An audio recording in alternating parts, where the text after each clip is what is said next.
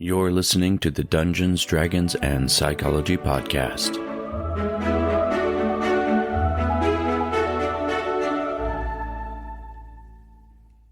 Whether you're a seasoned dungeon master with a library of campaign sagas under your belt, or a fledgling player eager to embrace the realm of tabletop role-playing games, you might have already encountered moments when the rules of the game become as intricate as the dungeons you explore, and sometimes arguments over those rules as well. I'm Robert Walker, author of Session Zero, the DMG to writing great campaigns in any system, and this is my show where I teach collaborative storytellers how to have more immersive campaigns using psychology.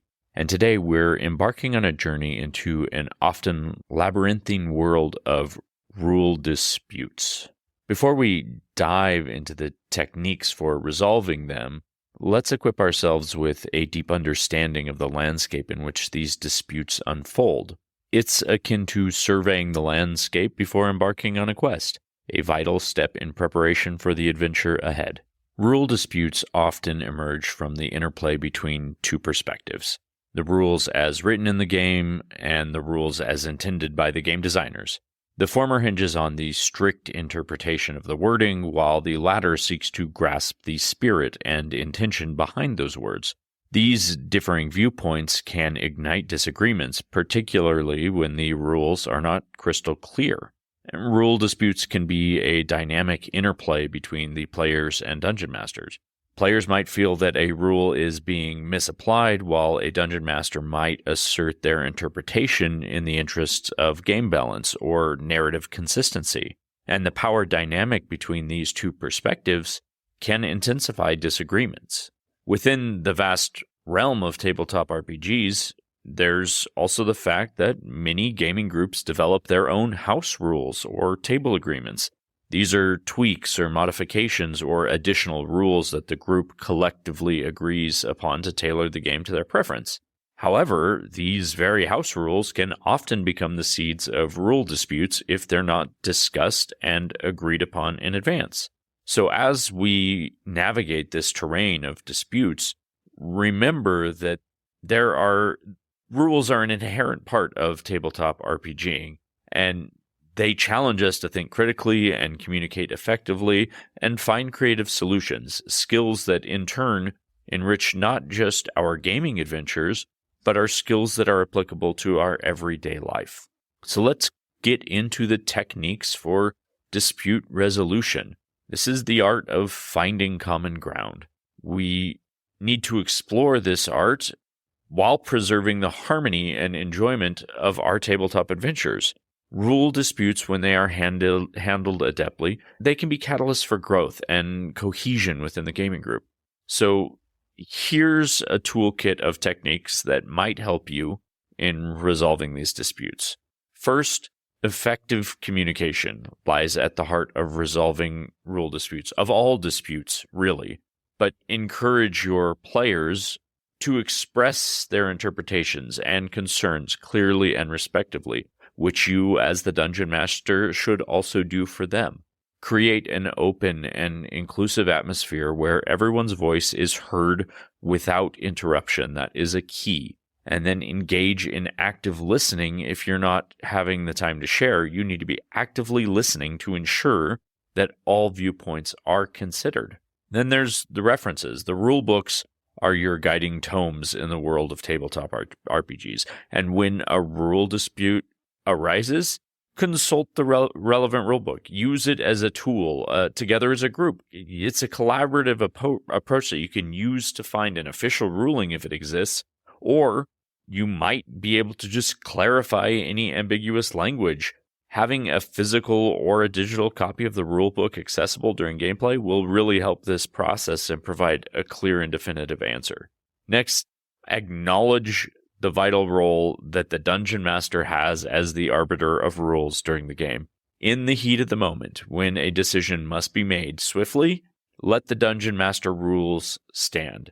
Let him make a ruling or her make a ruling, and remember, it's equally important to establish a culture where the rulings made during play can still be revisited after the session for a more in-depth discussion if necessary.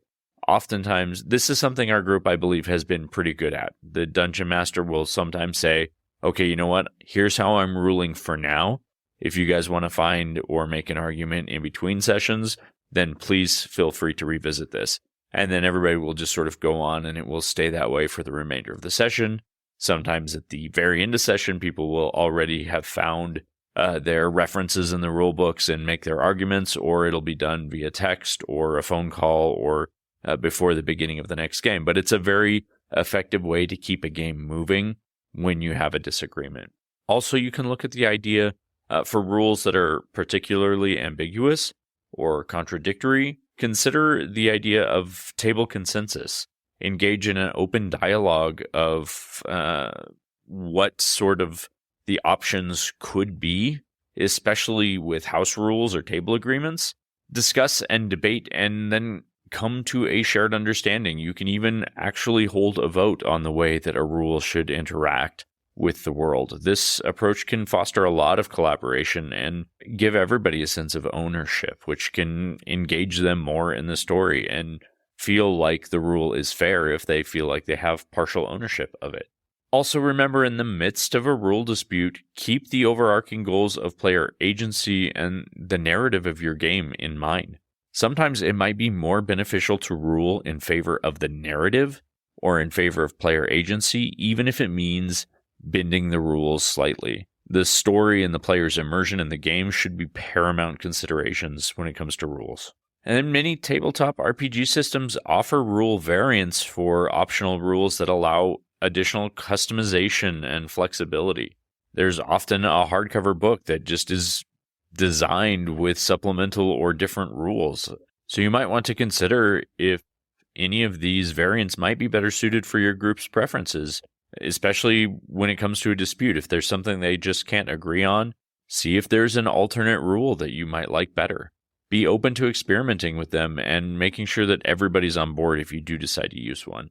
Also, strive for consistency when you are applying rules. Once a ruling has been made and agreed upon, maintain that precedent and use that in future situations. This approach can help reduce confusion and builds predictability into your game and ensures fairness between the way that rules are enforced.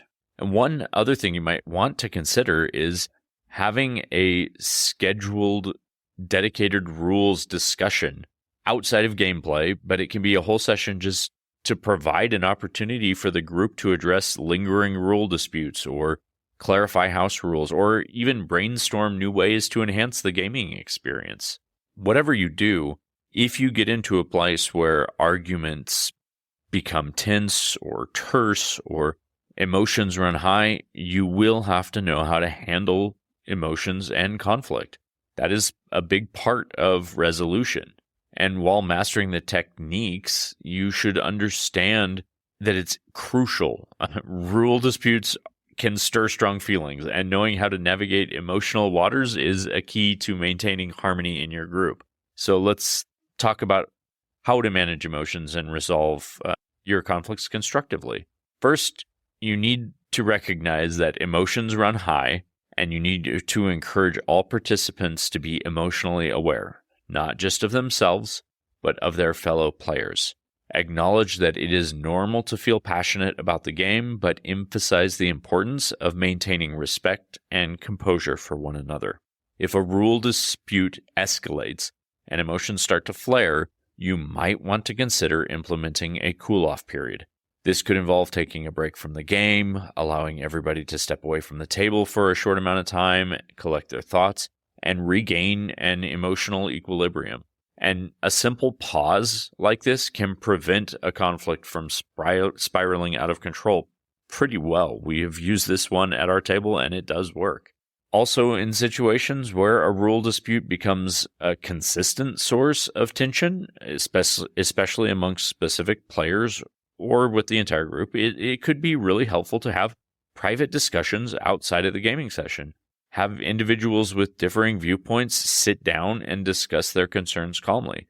These conversations can provide a safe pace for dialogue and problem solving. And if it becomes more complex or if this persistent conflict continues, consider the possibility of group mediation. This could involve a neutral third party, someone who's not directly involved in the dispute, to facilitate a discussion and help find common ground. A mediator will help ensure fairness, encouraging active listening, and guiding the group, hopefully, to finding a resolution. You should always be working to equip your gaming group with conflict resolution skills that extend beyond the gaming table. That's one of the great things about this game, is these skills can benefit you in the real world. So learning these techniques like active listening and using I statements and finding areas of agreement that people can find shared agreement points on, these are valuable tools in resolving rule disputes, but also real world disputes. And it can help you maintain positive interpersonal dynamics. Sometimes these rule disputes can arise from feelings of exclusion or unequal participation. If that happens, if you notice that might be the heart of a dispute, then dungeon masters and players should strive to foster inclusivity, encourage the quieter players to voice their opinions, and make space for creative solutions, ensuring everybody has the chance to feel heard and valued. And always recognize that conflicts like this, including rules disputes, can be very transformative learning experiences. They can offer an opportunity for growth, both as individuals and as a gaming group. That's why you want to encourage your players to reflect on what you've learned when you resolve a dispute and how you can apply these lessons to future challenges. Maintaining and managing a peaceful play table by managing emotions and resolving these conflicts isn't just about ensuring smoother gameplay. It's about cultivating a supportive and enjoyable social experience. That's why we want to prioritize emotional awareness and open communication and constructive criticism or resolution techniques. Like, all of these things should be considered. And let's go a little bit deeper into learning from our disputes, because growth and game enrichment are very important. Rules disputes often bring areas of light to the game that require clarification. These moments encourage players and the dungeon master to revisit rulebooks and explore errata, or consult other official sources like discussion boards to see how other people have answered these problems. The result of all of this is you can come away with a deeper understanding of the game mechanics, and that will lead to smoother gameplay in the future. And through the resolution of your disputes, you can establish a sense of consistency with your gaming group. Once a ruling has been made and agreed upon, it sort of becomes a precedent, and that guides your future interactions and your future decisions. The predictability fosters a very stable gaming environment where your players can focus on the storytelling and the strategy rather than worrying about shifting interpretations of the rules. And when the rules of the setting don't just work, it could prompt discussions about house rules and other table agreements. These conversations can be valuable for refining or fine-tuning your own group's preferred gaming experience. If you are openly addressing rules that don't align with your playstyle or your group's expectations, then adapt the game to better suit your collective vision. And that is something you can learn through having to go through these disputes. We've already mentioned a couple times that this process cultivates problem-solving skills. Both you and your players can learn to analyze situations critically and consider other people's viewpoints and negotiate a compromise. This is a skill that extends beyond the gaming table, so embrace it. And lastly, rule disputes can strengthen the bonds within your gaming group. When you're facing challenges together and working through disagreements and finding solutions, you can collectively create a sense of camaraderie. This shared experience of overcoming a interpersonal challenge together can create memories that enhance the overall enjoyment of the game. So just remember, rule disputes are not mere hurdles to be overcome. They are opportunities for growth and learning and game enrichment. If you embrace them as integral elements of your tabletop experience, you could discover that they contribute to a more vibrant and rewarding gaming journey and to your everyday life. That is all for today. Just a reminder, I'm on short episodes still as I come to the last couple of weeks here of my master's program. very, very close, my friends and my cyclists. I'm so excited. As always, you can get in touch with me through Instagram at dungeons_dragons_psychology, where you can find a link to the Linktree and a link to become an official cyclithid by joining our Patreon and supporting the show. As always, your ratings and reviews are appreciated to keep the show growing and let it find new ears and new cyclithids to be shared with. Until next time, my friends, we'll see you next session.